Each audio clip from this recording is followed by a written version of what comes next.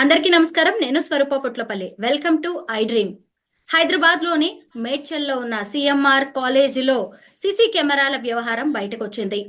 College హాస్టల్‌లోని అమ్మాయిల బాత్రూమ్స్‌లో CC కెమెరాలను రహస్యంగా అమర్చి దాదాపు 300 వీడియోలు తీసినట్టుగా వ్యవహారం బయటకొచ్చింది. ముఖ్యంగా ఈ విషయం తెలియగానే అమ్మాయిలు ఆందోళనకు దిగారు. అసలు బాత్రూమ్స్‌లో సీసీ కెమెరాస్‌ను ఎలా ఫిట్ చేశారు? ఎందుకు చేశారు? వాటిని చూపించి స్టూడెంట్స్‌ను బ్లాక్‌మెయిల్ ఎలా చేస్తున్నారు? ఇలా అనేక విషయాల మీద మాట్లాడడానికి నాతో పాటు ఐటీ ఎక్స్‌పర్ట్ నల్లమోతు శ్రీధర్ గారు ఉన్నారు.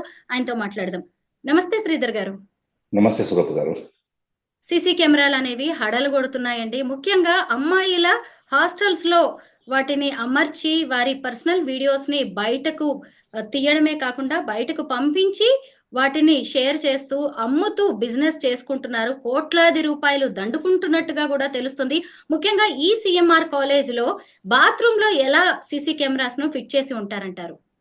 అంటే వాస్తవంగా సురత్ గారు, దేశవ్యాప్తంగా కూడా కెమెరాస్ చాలా సంచలనం సృష్టిస్తూ ఉన్నాయి. కాలేజీల్లోనూ లేకపోతే గతంలో చెన్నైలో వర్కింగ్ ఉమెన్స్ హాస్టల్లో సో రకరకాల జాబ్ చేయడం కోసం అక్కడికి వచ్చేసి ఒక చిన్న హాస్టల్లో ఉంటుంటే అక్కడ అసలు ఓనర్లు పెట్టడం చాలా జరుగుతూ ఉంది. యాక్చువల్ రకరకాల ఫామ్ ఫ్యాక్టర్స్ లో కెమెరాస్ ఉంది స్వరూప్ గారు. ఫామ్ ఫ్యాక్టర్ అంటే రకరకాల రూపాలు. ఉదాహరణకి ఇప్పుడు నేను ఫర్ ఎగ్జాంపుల్ ఒక ఇయర్ బడ్స్ అనే దాన్ని చూపిస్తున్నాను. సో దీంట్లో కూడా కెమెరాని పెట్టవచ్చు. సో హ్యాంగర్ లో పెట్టవచ్చు, షర్ట్ బటన్ లో పెట్టవచ్చు, లేకపోతే ఇక్కడ మనం చూస్తే కనుక లాస్ట్ టైం ఏపీలో గుడ్లవల్లేరు కాలేజ్ లో మనం చూస్తే షవర్ లో కూడా పెట్టే స్కోప్ అనేది ఉంటుంది. ఎందుకంటే కెమెరాకు సంబంధించి కెమెరా ఈ రోజు చాలా చిన్న చిన్న పిన్ హోల్ ఉంటే చాలు. పిన్ హోల్ ద్వారా high resolution full HD 4K resolution కూడా క్యాప్చర్ చేయగలిగేటంత సెన్సార్స్ కెమెరా ఈ రోజు వచ్చి ఉన్నాయి. సో ఎంత హై డీటెయిల్ అయినా అది రికార్డ్ చేయగలుగుతుంది. సో దానికి కావాల్సింది ఏంటంటే కనుక ఒక మెమరీ కార్డు, కొంత పవర్ సప్లై ఉంటే సరిపోతుంది. సో మెమరీ కార్డులు ఏం చేస్తారంటే వీళ్ళు ఎప్పుడైతే కెమెరా ఫిట్ చేస్తారో అది బాత్రూమ్ లో ఎక్కడైనా ఫిట్టింగ్స్ ఉంటాయి కదా, రకరకాల ఫిట్టింగ్స్ ఉంటాయి.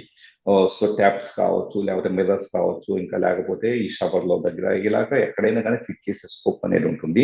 గోడలో చిన్న హోల్, చిన్న అది యాక్చువల్గా మనం ఏం చేయాలి అంటే ఏదో సంథింగ్ చీమలో టైప్ ఆఫ్ ఇదేదో చిన్న హోల్ ఉంది అనుకుంటారు, కానీ అది ఆ హోల్ కెమెరాకి సంబంధం కూడా ఉండొచ్చు. సో దాంట్లో ఫిట్ చేసిన తర్వాత రెండు రకాల అరేంజ్మెంట్స్ ఉంటాయి. ఒక ఫిట్టింగ్ లో ఏదైనా చేస్తే కనుక దాంట్లోనే మెమరీ కార్డు ఉంటుంది. అంటే ఇప్పుడు షవర్ లాంటి వాటిలో చేసి దాని మెమరీ కార్డు ఉంటుంది. ఎప్పుడోసారి ఎవరో లేనప్పుడు అర్ధరాత్రి టైంలో వెళ్ళేసి ఆ మెమరీ కార్డుని తీసుకొచ్చేసి డేటా కాపీ చేసుకొని దాన్ని ఫార్మేట్ చేసేసి మళ్ళీ ఫ్రెష్ గా కాపీ చేయడానికి సిద్ధంగా ఉంటారు. ఇది ఒక మెథడ్ అనేది ఉంటుంది. సో దాంట్లోనే పవర్ సప్లై బ్యాటరీ లాంటిది ఉండొచ్చు. సో మనిషి మోషన్ సెన్సార్ టెక్నాలజీ, మనిషి వచ్చినప్పుడే రికార్డ్, ఎందుకంటే కంటిన్యూస్ రికార్డ్ అవుతుంటే బ్యాటరీ వేస్ట్ అవుతుంది కాబట్టి మనిషి వచ్చినప్పుడు మాత్రమే రికార్డ్ అయ్యేలాగా దాంట్లో సెట్టింగ్స్ కూడా చేసే స్కోప్ అనేది ఉంటుంది. సో ఇలా చేయొచ్చు. కొన్నిసార్లు ఏం చేస్తారంటే power supply, external power supply ఇస్తుంటారు. ఇప్పుడు ఉదాహరణకి అక్కడ పనిచేసే సిబ్బంది కానీ వీళ్ళంతా కూడా వీళ్ళకి తెలిసిన వాళ్ళు ఉంటే గనక, అసలు వాళ్ళే ఆపరేట్ చేస్తుంటే గనక పక్కన గోడలో వెనక గోడకే హోల్ చేసేసి పవర్ సప్లై ఇవ్వటం కావచ్చు. సో లేదా ఎక్స్టర్నల్ గా హార్డ్ డిస్క్ లాంటి కనెక్ట్ చేయడం కావచ్చు, ఎక్స్ట్రా స్టోరేజ్ కోసం. ఇలాంటివి కూడా చేసే స్కోప్ అనేది ఎక్కువగా ఉంటుంది. సో అదొక విధానం. లేకపోతే ఏంటంటే ఆ ఈ పర్టికులర్ ఫిట్టింగ్స్ లో ఉండే వాటినే కాకుండా పర్మనెంట్ గా కూడా ఫిక్స్ చేసే స్కోప్ అనేది ఉంటుంది. పర్మనెంట్ గా ఎక్కడైనా కానీ కన్స్ట్రక్షన్ టైంలోనే, కొన్ని చోట్ల వచ్చినప్పుడు కన్స్ట్రక్షన్ టైంలోనే ఎవరైనా వర్కర్స్ కానీ వీళ్ళు కాంప్రమైజ్ చేసేసి ఇక్కడేదో సంథింగ్ మనం చూస్తూ ఉంటాం. కొన్ని చోట్ల వైల్డ్ ఎక్స్టెన్షన్ బాక్స్ కోసం ఏంటంటే చిన్న హోల్ ఉండి పైన కప్పు కవర్ చేస్తూ ఉంటారు. లోపల మనం ఓపెన్ చేసినప్పుడు ఏదన్నా కానీ వైర్లు జాయిన్ చేయడం స్కోప్ ఉంటుంది. అలాంటివి కూడా కెమెరాస్ కోసం వాడుకోవడం జరుగుతుంది. సో ఇవేం చేస్తాయంటే నైట్ టైము ఐఆర్ బేస్డ్ గా పనిచేసి చీకట్లో కూడా మనిషిని ఐడెంటిఫై చేసి గా బ్లాక్ వైట్ లో వీడియో ఫోటో రికార్డ్ చేసేలాగా, లైట్ లేకపోయినా కూడా రికార్డ్ చేసేలాగా కూడా మనకి ఈ రోజు కెమెరాస్ వచ్చి ఉన్నాయి. సో ఈ చైనా మార్కెట్ లో దొరుకుతాయి సురక్ష. సో వీళ్ళేంటంటే అమెరికాలోనో లేకపోతే చైనా మార్కెట్ నుంచి రకరకాల పద్ధతులు తెప్పించుకొని, సో మనం చూస్తే కనుక టెలి మార్కెటింగ్ సంబంధించిన కొన్ని వీటిలో మన టీవీ పెట్టినప్పుడు టెలి మార్కెటింగ్ ఉంటుంది. సో అలాంటి వాటిలో కూడా మీకు హై క్వాలిటీలో రికార్డ్ చేసే పెన్ కెమెరా అంత ఉంటుంది, ఎంత 500 1000 రూపాయలకు వస్తుంది యాడ్లు కనపడుతూ ఉంటాయి. అంటే అంత విచ్చలవిడిగా మార్కెట్లో దొరకడం అనేది ఈ రోజు పెద్ద సమస్య అయిపోయింది. శ్రీధర్ గారు, ముఖ్యంగా ఈ సిఎంఆర్ కాలేజీలో పనిచేస్తున్న పని వాళ్లే వీటిని అమర్చినట్టుగా తెలుస్తుంది. 12 మంది దగ్గర నుంచి పోలీసులు ఇప్పటికే సెల్ ఫోన్స్ ను స్వాధీనం చేసుకున్నారు. అంటే వీళ్ళు సొంతంగా ఈ వీడియోస్ ని చూడడానికి చేసి ఉంటారంటారా, లేదంటే వీటిని బయట అమ్మడానికి చేశారా, లేదంటే కాలేజీ యాజమాన్యం నుంచి ఎవరైనా ఇలాంటివి చేయించే అవకాశం ఉందంటారా? అంటే ఒకటండి, ఇన్వెస్టిగేషన్ లో అసలు ఏం జరుగుతుందన్నది పూర్తిగా మనకు తెలిసి వచ్చేంతవరకు మనం కామెంట్ చేయలేము. ఎందుకంటే వాస్తవంగా ఇప్పుడు పోలీసులు మనం స్వాధీనం చేసుకున్న ఫోన్లు అనుకుంది, స్వాధీనం చేసుకున్నప్పుడు దాంట్లో ఈ రికార్డ్ చేయబడిన ఫుటేజ్ ఉందా లేదా అన్నది పోలీసులు ఇన్వెస్టిగేషన్ లో, ఫోరెన్సిక్ లో కానీ వీటన్నింటిలో కూడా ఒకవేళ డేటా డిలీట్ చేశారనుకోండి, ఫోరెన్సిక్ లో డిలీట్ చేయబడిన డేటాను రిట్రీవ్ చేయడానికి కూడా స్కోప్ అనేది ఉంటుంది. కాబట్టి అదంతా ఇన్వెస్టిగేషన్ మనకు అర్థమయ్యే విషయం. కానీ ఎక్కడైనా కూడా అక్కడ ఉండే సిబ్బంది యొక్క ప్రమేయం లేకుండా ఇలాంటివి జరగవు. ఖచ్చితంగా కూడా ఒకళ్ళిద్దరైనా సిబ్బంది ప్రమేయం అనేది, ఏ కాలేజీ అయినా ఎక్కడ కూడా బయట రకరకాల ఎస్టాబ్లిమెంట్స్ లో కూడా అక్కడ పనిచేసే వాళ్ళ ప్రమేయం లేకుండా ఇలాంటి వాటిని ఎగ్జిక్యూట్ చేయడం సాధ్యపడదు. సో ఖచ్చితంగా కూడా ఒకవేళ ఇది 100% ఇదంతా జరిగింది అనుకుంటే, అంటే ఆరోపణ స్థాయిలో గురించి ఇదంతా కూడా నిజమే, సో ఎవ్రీథింగ్ జరిగింది అని చెప్పేసి మనకు ఆధారాలతో సంబంధం బయటపెడితే కనుక డెఫినెట్ గా సిబ్బంది పాత్ర ఉంటుంది. సో ఇక మేనేజ్మెంట్ పాత్ర ఉందా లేదా అన్నది సెకండ్ థింగ్, అదంతా ఇన్వెస్టిగేషన్ లో తేల్సిన విషయం. శ్రీధర్ గారు, అసలు 300 వీడియోలు రికార్డ్ చేశారంటే మామూలు విషయం కాదు. చాలా కాలంగా ఇది జరుగుతున్నట్టుగానే ఉంది. ముఖ్యంగా ఇప్పుడు ఆ ఫుటేజ్ బయటకు వెళితే అసలు అమ్మాయిల భవిష్యత్ ఏంటి, వారి భద్రత సంగతి ఏంటి, వారి భవిష్యత్ మీద అసలు ఎంత దుష్ప్రభావం చూపించే అవకాశం ఉందంటారు? ఇదంతా ఎలాగా ఆడపిల్లలు ఈ భయాలని, ఆందోళన నుంచి బయటికి రావాలంటారు? వాస్తవంగా కాలేజీకి వెళ్ళాలంటేనే భయపడే పరిస్థితి వస్తుంది, సురత్ కాదు. ఇప్పుడు వాస్తవం గుడ్లవల్లేరు కాలేజీ అప్పుడు కూడా నేను అక్కడ కొంతమంది స్టూడెంట్స్ తో మాట్లాడడం జరిగింది, మీడియాలో మాట్లాడడం జరిగింది. నిజంగా తల్లిదండ్రులు అల్లారు ముద్దుగా పెంచుకున్న పిల్లల్ని కాలేజీకి పంపించి వాళ్ళు బాగా చదువుకొని మంచిగా లైఫ్ లో సెటిల్ అయితే, ముఖ్యంగా ఆడపిల్లలు ఆర్థికంగా వాళ్ళు సెటిల్ అయితే కనుక ఎప్పుడు కూడా కుటుంబం మీద భర్త మీద ఆధారపడాల్సిన పని లేదు, ఇండివిజువాలిటీ ఉంటుందని చెప్పేసి ఒక విజన్ తో తల్లిదండ్రులు పంపిస్తూ ఉంటారు కాలేజీకి. సో అలాంటి చోట్ల వాళ్ళకి కనీసం ఒక బేసిక్ లెవెల్ ఆఫ్ సెక్యూరిటీ కూడా అందించలేకపోవటం, అంటే ఇక్కడ మీ పిల్లలు చాలా సురక్షితంగా ఉంటారు, చదువుకుంటారు, మేము అన్ని రకాల భద్రతను పాటిస్తున్నాం అని చెప్పేసి ఒక స్టాండర్డైజ్ ప్రోటోకాల్ అనేది ఇవ్వలేకపోయిన రోజున, ఇలాగా రకరకాల ఇన్సిడెంట్లు మళ్ళీ మళ్ళీ రిపీట్ జరుగుతున్న రోజున, యాక్చువల్లీ నేను లాస్ట్ టైం గుడ్లవల్లి జరిగినప్పుడు ప్రపోజల్ ఆల్మోస్ట్ అన్ని కాలేజెస్ అప్పీల్ చేస్తూ అన్నాను ఏంటంటే, గవర్నమెంట్, అది ఏపీ గవర్నమెంట్ కావచ్చు, తెలంగాణ గవర్నమెంట్ కావచ్చు, ఇండియా లెవెల్లో కావచ్చు, ఒక కాలేజీకి పర్మిషన్స్ ఇచ్చేటప్పుడు అక్కడ నిజమైన సిబ్బంది కరెక్ట్ గా ఉన్నారా, వసతులు సరిగ్గా ఉన్నాయా, ఇవన్నీ చూస్తారు. కానీ ఇక నుంచి సెక్యూరిటీ పరంగా కొంతమంది వ్యక్తుల్ని అపాయింట్ చేసి అక్కడ ఒక సూపర్వైజర్ పెట్టి ఎప్పటికప్పుడు సెక్యూరిటీ ఆడిట్ చేస్తూ హాస్టల్ గదుల్లో ఎలాంటి ఇబ్బందికరం లేకుండా, సో ఈ విద్యార్థుల నుంచి కూడా ఒక ఇద్దరు ముగ్గురిని లీడర్స్ గా పెట్టేసి వాళ్ళు కూడా దగ్గర ఉండే స్క్రూటినీ చేసేలాగా ఇలాంటి ఏర్పాటు చేస్తే తల్లిదండ్రులు పిల్లల్ని కాలేజీకి పంపించడం అనేది భయం లేకుండా పంపించగలుగుతారు. కానీ ఇక నుంచి ఖచ్చితంగా అట్లీస్ట్ ఎప్పటికైనా కానీ ఈ మెజర్స్ తీసుకోలేకపోతే, అంటే మీకు మీ కాలేజీకి పర్మిషన్ రెన్యువల్ చేయాలి అంటే మీరు ఎలాంటి ఏర్పాటు చేయండి, లేకపోతే గవర్నమెంట్ పర్మిషన్ ఇవ్వదని గవర్నమెంట్ ఒక రెగ్యులేషన్ తీసుకురాగలిగితేనే వీటికి అడ్డు కట్టబడుతుంది. లేకపోతే ఏంటంటే ఎవరొకళ్ళు ఇప్పుడు యాక్సెస్ ఉన్నవాళ్ళు, హాస్టల్ గదులకి బాత్రూమ్లకి యాక్సెస్ ఉన్నవాళ్ళు వెళ్ళేసి బిగించి వచ్చిన విషయం కూడా ఎవరికి తెలియదు. బిగించి వచ్చిన తర్వాత బాధపడుతూ కూర్చొని ఇలా వీడియోలు వచ్చినాయని చెప్పేసి అనుకుంటే ఏం లాభం? ఖచ్చితంగా కూడా సెక్యూర్డ్ జోన్ క్రియేట్ చేయాల్సిన బాధ్యత కాలేజీలకు ఉంది. సో కాలేజీలకు పర్మిషన్స్ ఇచ్చే ప్రభుత్వాలు కూడా ఒక పాలసీ మేకింగ్ లో దీన్ని తీసుకురావాల్సిన అవసరం అయితే ఉంది. లేకపోతే తల్లిదండ్రులు పిల్లలను చదివించాలి, కాలేజీకి పంపించాలంటే కనుక భయపడే పరిస్థితి ఉంది. ఎందుకంటే వీళ్ళకి రేపు పెళ్లిళ్ళు కావాలి, సో ఎన్నో రకాల సమస్యలు, ఎంత ఇది కాంప్లికేటెడ్ థింగ్ అంటే వాళ్ళ భవిష్యత్తుకు సంబంధించిన విషయం.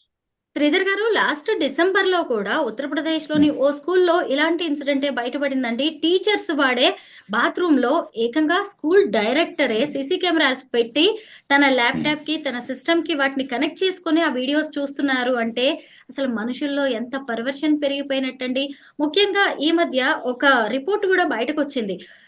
ఇలాగా రికార్డెడ్ షూటింగ్ లాంటి పోర్న్ వీడియోస్ కంటే కూడా అన్ఎక్స్పెక్టెడ్‌గా, న్యాచురల్‌గా తీసిన ఈ వీడియోస్‌కి ఎక్కువ డిమాండ్ ఉంది మార్కెట్‌లో అని కూడా ఒక విషయం బయటకొచ్చింది. మీరేమంటారు దీని మీద? ఎందుకిలా ఇది జరుగుతుంది? యాక్చువల్లీ మీరు అన్నట్లు పోర్న్ సైట్స్ లో కానీ స్టాటిస్టికల్ గా చూస్తే మీరు అన్నది నిజం. పోర్న్ సైట్స్ ఇలాంటి వాటన్నిటిలో కూడా ఏదో సంథింగ్ ప్రొఫెషనల్ పోర్న్ కంటెంట్ వీటన్నిటికన్నా కూడా పీపుల్ ఈ type of random people random persons యొక్క సో ఇన్విజిబుల్ గా షూట్ చేసిన కంటెంట్ ఇలాంటి వాటిని ఎక్కువ కన్జ్యూమ్ చేయడం అనేది చూస్తున్నాం. అంటే ఒక రకంగా చెప్పాలంటే మనుషులు ఎదుటి మనిషిని ఎలాగైనా ఎక్స్‌ప్లాయిట్ చేసి వాళ్ళ పర్సనల్ విషయాలు క్యాప్చర్ చేసి దీనిని అమ్ముకోవాలి, లేకపోతే పబ్లిక్ డొమైన్‌లో షేర్ చేసుకోవాలి. ఈ టైప్ ఆఫ్ ఇది కూడా పెరిగిపోతూ ఉంది. అంటే మనిషిలో సున్నితత్వం చచ్చిపోయిందంటానికి ఒక పెద్ద ఎగ్జాంపుల్. సో ఖచ్చితంగా కూడా ఇండియన్ సొసైటీలో, ముఖ్యంగా ఇండియాలో వాస్తవంగా చాలా మందికి తెలియని విషయం ఏంటంటే పోర్న్ సైట్లు బ్లాక్ చేయబడి ఉన్నాయి. సో అయినా కూడా రకరకాల పద్ధతులు యూజ్ చేసి పోర్న్ సైట్లు అనేది యాక్సెస్ చేస్తూ ఉన్నారు. ఆ సైట్లలో ఇలాంటివన్నీ కూడా అప్లోడ్ చేయబడుతూ ఉంటాం. వాటికి ఇంకా పెయిడ్ సబ్స్క్రిప్షన్స్ మీకు చాలా చోట్ల వచ్చేటప్పటికి ఏం జరుగుతుందంటే, స్వరూప్ గారు, ఒక వెబ్సైట్ పోర్న్ సైట్ ఉందనుకోండి, ఎవరైనా అకౌంట్ క్రియేట్ చేసుకుంటే ఇలాంటి కంటెంట్ అంతా గ్యాదర్ చేసేసి అక్కడ అప్లోడ్ చేస్తే ఎవరైతే ఉంటారో కన్జ్యూమర్స్, కంటెంట్ కన్జ్యూమ్ చేసే వాళ్ళు సబ్స్క్రిప్షన్ పే చేసి సబ్స్క్రిప్షన్ లో కొంత షేరు వీళ్ళ వీడియోస్ చూస్తూ ఉంటే వీళ్ళకి వస్తూ ఉంటుంది. డబ్బుల కోసం కక్కుర్తి పడేసి ఈ టైప్ ఆఫ్ యాక్టివిటీస్ చేస్తున్న వాళ్ళు కూడా పోలేదు. సో ఖచ్చితంగా చాలా సెన్సిటివ్ అయిపోయింది ఇష్యూ. ముందు వచ్చేటప్పటికే ఒక ప్రాపర్ రెగ్యులేషన్ లేకపోతే, చట్టాలు లేకపోతే కనుక, పట్టుబడిన వాళ్ళని శిక్షించడం లేకపోతే కనుక ఇలా కంటెంట్ వాళ్ళ ఇది అంటే సీమా రెస్పెక్ట్ చేసి వాళ్ళ ప్రైవేట్ కంటెంట్ క్యాప్చర్ చేసి అమ్ముకోవడం, ఇదంతా కూడా ఒక టైప్ ఆఫ్ మాఫియా లాగా తయారయ్యే అవకాశం లేకపోలేదు. అయితే ఎక్కడో ఏ కాలేజీలోనో, ఏ హాస్టల్‌లోనో ఎవరో అమర్చిన సీసీ కెమెరాల కంటే ముఖ్యంగా మన చేతిలో ఉండే మనకి ప్రపంచాన్ని చూపిస్తున్న అరచేతిలోనే ఈ ఫోన్ వల్ల కూడా మనకి చాలా థ్రెట్ ఉంది అంటున్నారు. ముఖ్యంగా మనం ఒక కాల్ మాట్లాడుతున్నప్పుడు, ఒక వీడియో కాల్ చేస్తున్నప్పుడు ఒకవేళ కెమెరా కూడా ఆటోమేటిక్‌గా ఆన్ అయిపోయి మన వీడియోస్‌ని రికార్డ్ చేసే ఛాన్స్ కూడా ఉంది అని చెప్తున్నారు. ఇది ఎంతవరకు నిజం శ్రీధర్ గారు? స్వరూప్ గారు, ఇప్పుడు ఎవరన్నా కానీ ఒక లింక్ పంపించున్నారు అనుకోండి, సో ఏదో లింక్ పంపించడం, నెట్లో ఏదో బ్రౌజ్ చేస్తూ ఉండటం చేస్తూ ఉన్నప్పుడు మనం తెలుసో తెలియక క్లిక్ చేస్తాం.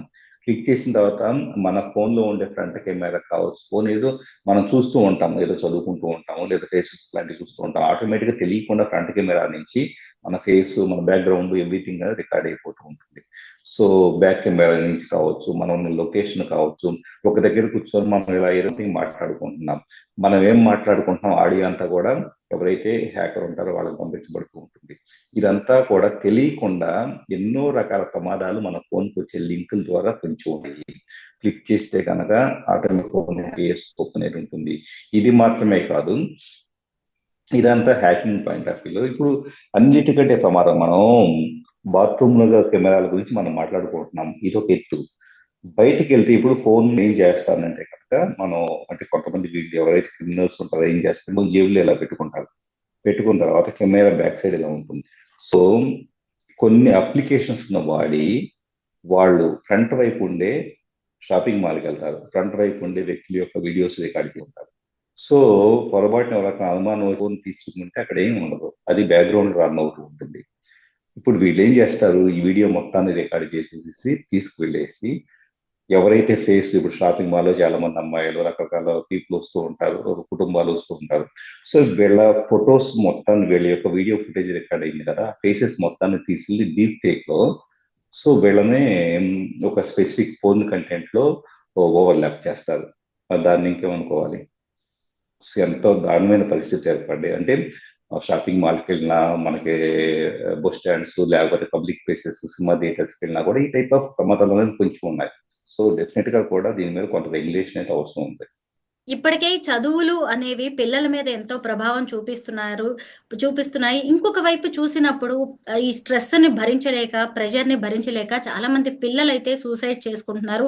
ఇటు చూస్తేనేమో ఆడపిల్లలకు కూడా భద్రత లేదు. సీసీ కెమెరాలు పెట్టేసి వాళ్ళ పర్సనల్ లైఫ్ మొత్తాన్ని బయటికి లాగేస్తున్నారండి. ఇప్పుడు పెద్దవాళ్ళు గూడా సరే ఎక్కడికైనా వెళ్లి డ్రెస్సింగ్ రూమ్‌లో కానీ, లేదు అంటే ఏదన్నా హోటల్ ఫ్యామిలీతో వెళ్ళినప్పుడు ఏదన్నా హోటల్‌లో ఉండాలన్నా భయపడాల్సి వస్తుంది. ఎంత చెక్ చేసినా ఎక్కడ ఏ కెమెరా ఉందో గూడా తెలియని పరిస్థితులొచ్చాయి. ఎలాగండి ఈ పరిస్థితుల నుంచి మనం గట్టెక్కడం అంటారు? అంటే ఒకటి మీరు అన్నట్లు గతంలో స్మృతి ఇరానీ కేసే తీసుకోండి. గోవాలో తను ఒక ట్రయల్ రూమ్ లో వచ్చేటప్పటికి ఐడెంటిఫై చేసింది స్పై కెమెరా ఉండడం అనేది. సో పెద్ద పెద్ద వాళ్ళకి అప్పట్లో మినిస్టర్ స్థాయిలో ఉన్న వ్యక్తికి తనకి ప్రాబ్లమ్ ఫేస్ చేస్తుంది. కాబట్టి సామాన్యులు అది కామన్ గా జరుగుతూ ఉంది. ఇప్పుడు మీరు అన్నట్లు ఏదో షాపింగ్ మాల్కి వెళ్ళి ఉన్నారు. వెళ్ళిన తర్వాత అక్కడ ఏదో ట్రయల్ రూమ్ లో కెమెరా పెట్టబడి ఉంది అనుకోండి. సో యాక్చువల్లీ బగ్ డిటెక్టర్ అని కొన్ని రకాల అప్లికేషన్స్ తో కొంత స్కాన్ చేసేస్తుంది. కానీ దానికోసం ఏం చేయాలి? కంప్లీట్ లైట్లు ఆఫ్ చేయాలి. లైట్లు ఆఫ్ చేయడానికి పాసిబుల్ కాదు. సో లైట్ ఆఫ్ చేయాలి మెల్లగా. ఇప్పుడు మీరు ఎక్కడో 3 స్టార్ హోటల్ 5 స్టార్ హోటల్ బయట ఢిల్లీని అక్కడికి వెళ్ళినప్పుడు సంథింగ్ ఉన్నారనుకోండి, వెళ్ళినప్పుడు రూమ్ మొత్తాన్ని ఇలా స్కాన్ చేసుకుంటే మెల్లగా ఇలా మూవ్ చేసుకుంటే కెమెరాని తీసుకుంటూ వెళ్ళాలంటే ఆటోమేటిక్ ఏమవుతుందంటే అరగంట 30 గంట సేపు మీరు స్కాన్ చేసినా కూడా మొత్తం అన్ని ఏరియాస్ ని మీకు రిజల్ట్ రాదు. అసలు కెమెరా ఉన్నట్టు తెలియదు, అది ఎక్కడో వేరే దగ్గర ఉండొచ్చు.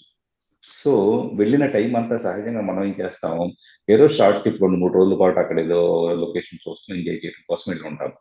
వెళ్ళి ఇలా స్కాన్ చేసుకుంటూ కూర్చోవడం సాధ్యపడదు కదా. ఆటోమేటిక్ ఏమవుతుందంటే ఇట్స్ ఓకే, లైట్లు మనం పట్టించుకోలేము, మన టైం వేస్ట్ అని చెప్పేసి ఇగ్నోర్ చేస్తూ ఉంటారు. సో అది అసలు ముఖ్యంగా తక్కువ రేట్లకి 1000 రూపాయలకి, 1500కి, 2000 రూపాయలకి ఈ టైప్ ఆఫ్ చిన్న చిన్న వీటన్నిటిలో అకామిడేషన్స్ ఉండే వాటిలో చాలా ప్రమాదాలు కొంచెం ఉన్నాయి.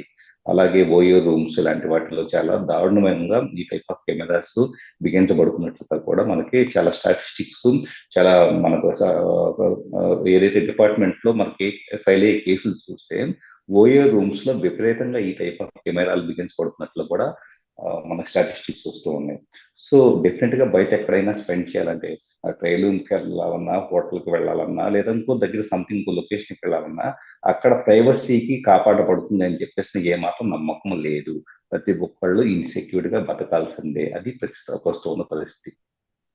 ఇన్ని ఘటనలు బయటకొస్తున్నాయి. చాలా మంది అమ్మాయిల జీవితాలైతే అంగట్లో సరుకుగా మారుతున్నాయి. అయినా సరే ప్రభుత్వం ఎందుకు వీటి మీద గట్టిగా చర్యలు చేపట్టలేదు అంటారు? అంటే వాస్తవంగా ప్రయారిటీ సెట్ చేసుకోవడం విషయంలో ప్రభుత్వం ఒక జనరల్ పబ్లిక్ కు సంబంధించిన కామన్ గా రెగ్యులర్ గా వస్తున్న కేసెస్. ఎందుకంటే ఇప్పుడు government home ministry, central home ministry కానీ లేకపోతే స్టేట్ హోమ్ మినిస్ట్రీ కానీ ఈ రెండు ఏం చేయాలంటే ఏ కేసెస్ పెరుగుతున్నాయి రెగ్యులర్ గా స్టాటిస్టిక్స్ తీసుకొని మన రాష్ట్రంలో, మన దేశంలో ఈ సంవత్సరంలో ఫైనాన్షియల్ ఇయర్ లో ఈ టైప్ ఆఫ్ కేసెస్ పెరిగింది అని చెప్పేసి స్టాటిస్టిక్స్ వచ్చినప్పుడు వాటిని అడ్డుకట్ట వేయడం కోసం కొన్ని ప్రికాషనరీ మెజర్స్ కావచ్చు ఇవంతా తీసుకురావాలి. ఎందుకంటే welfare of the public it self ప్రభుత్వాలు ఉన్నప్పుడు నాట్ ఓన్లీ ఒక రోడ్లు, బిల్డింగ్లు, లేకపోతే కనుక ఈ టైప్ ఆఫ్ పబ్లిక్ హెల్త్ ఇలాంటి ఒక క్రూషియల్ సెక్టర్ మాత్రమే కాదు. డైనమిక్స్ చేంజ్ అయినప్పుడు సొసైటీలో వచ్చేటప్పుడు కొత్త ఛాలెంజెస్ వస్తూ ఉన్నప్పుడు సో పీపుల్ యొక్క వెల్ఫేర్ చూడాల్సిన ప్రభుత్వాలు ఏం చేయాలంటే వెల్ఫేర్ స్కీమ్స్ మీద కన్నా కానీ ప్రజల భద్రత అనేది ఎలా ఉంది, సో వాళ్ళకి కావాలంటే ఒక ప్రొటెక్షన్ అనేది బయట దొరుకుతుందా లేదా అని చెప్పేసి గమనించి ఎక్కడైనా ఏం అవసరం లేదు, ఎక్కడైనా ఇలాంటి పట్టుబడితే ఇలాంటి శిక్ష వేస్తామని చెప్పేసి ఒక భయం సృష్టించడం. ప్లస్ పర్మిషన్ ఇచ్చేటప్పుడు హాస్టల్స్ కానీ కాలేజీలకు కానీ పర్మిషన్స్ ఇచ్చేటప్పుడు పూర్తిగా సెక్యూరిటీ ఆడిట్ అనేది చేసి అక్కడ నిజంగా 100% సెక్యూర్ గా ఉందా లేదా చేసి అప్పుడు మాత్రమే పర్మిషన్ ఇవ్వడం. ఇలాంటి ఒక బేసిక్ మెజర్స్ తీసుకుంటే కనుక పోతుంది, అంతకు మించి ఏం అవసరం లేదు. థ్యాంక్ యూ శ్రీధర్ గారు. సీసీ కెమెరాలకి సంబంధించి చాలా మంచి వివరణ ఇచ్చారు. చాలా మంచి విషయాలు చెప్పారు. Thank you so much. Okay.